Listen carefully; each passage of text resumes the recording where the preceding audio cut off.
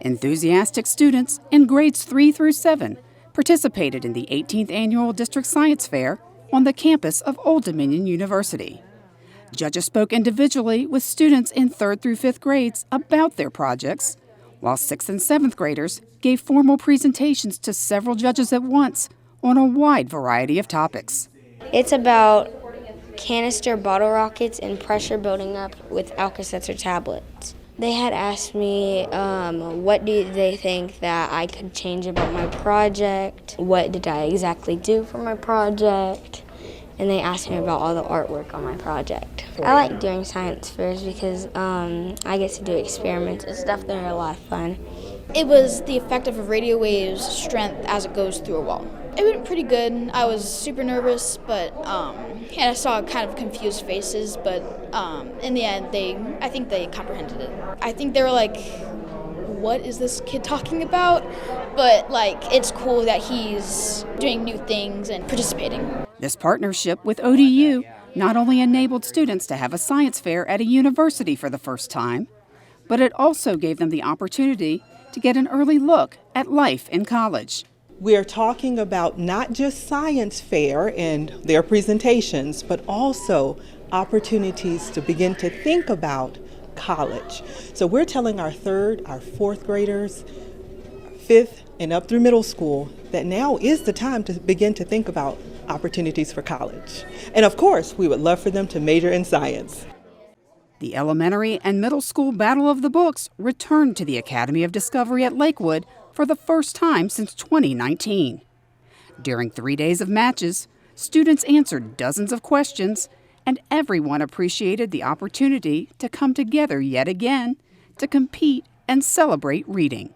It went wonderfully. We had teams that were excited, that had prepared, and that were just ready to enjoy reading and talking about their books and having a good time answering questions about what they have read. Oh, it feels so good to be back. It was so good to see the kids, and they were so excited about the books, and they gave us a lot of great feedback on which books they really liked and which ones maybe weren't their favorites. But I think the kids all had a great time. The coaches had fun. They were a little competitive too, so it was a good Battle of the Books this year. After numerous rounds of questions that challenged students' knowledge of several books, 3 champions were crowned.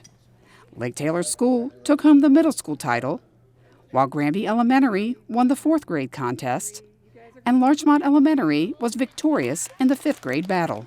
At first I was very nervous because at the first and second round we were just getting steamrolled, but then I reckon we only won by about 5 or 10 points. It feels really good. I expected it to be the questions to be harder, but they were pretty easy for the most part.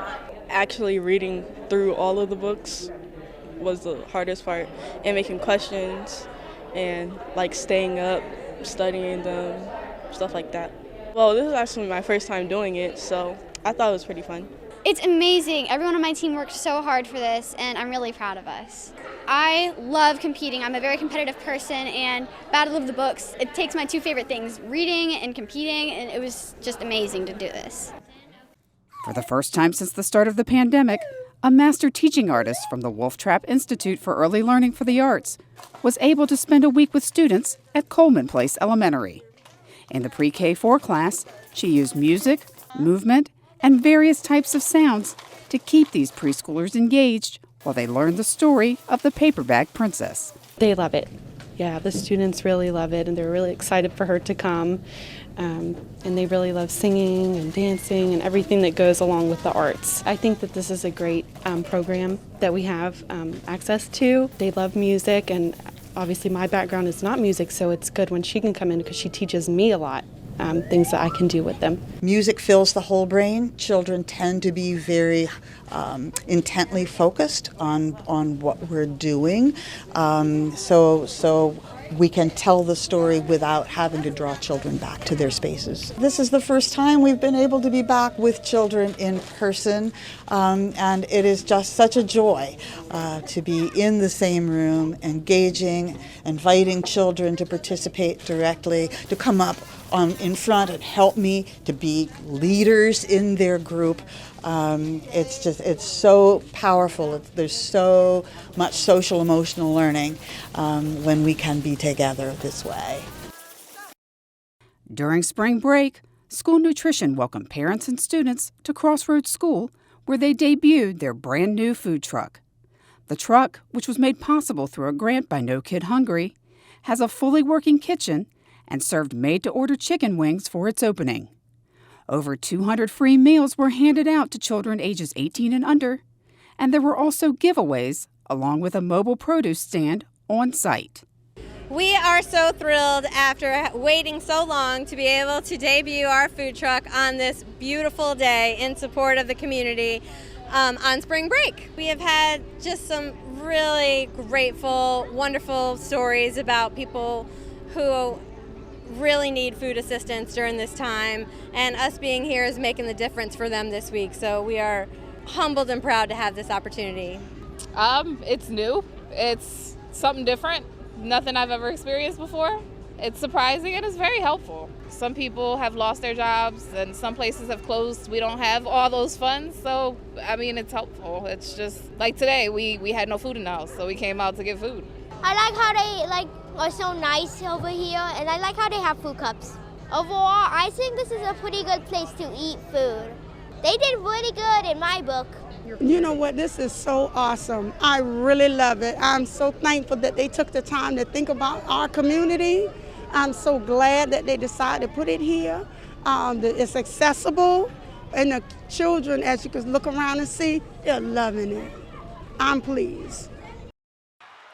The Maury Commodores ended their season with a heartbreaking loss in the state title game. But Coach Brandon Plummer gave his team high praise. I poured so much into these guys. Everything that I had. And, that's why I had to tell them, there's no reason for y'all to hang your heads at all. You guys gave me everything y'all got throughout this whole entire season. This was my best season, even though, previous years I won the state championship, but this was my best season overall record-wise. I think we finished up 23-3, so these guys, they did everything I could ask them for. Middle school's concluded its Winter 2 sports season. Congrats to Lakewood for winning first place in the forensics competition. 8 teams took part in the cheer competition, and in the end, Lakewood went home the winners. Boys soccer was a tight affair between Northside and Lakewood. A second-half goal was the difference as the Stars of Northside were crowned champions, winning 1-0. On the hardwood, Lakewood finished with an undefeated season, beating Norview in the girls' final, while Ruffner's boys also finished the season unbeaten, as they also defeated Norview for the championship. Congrats to all.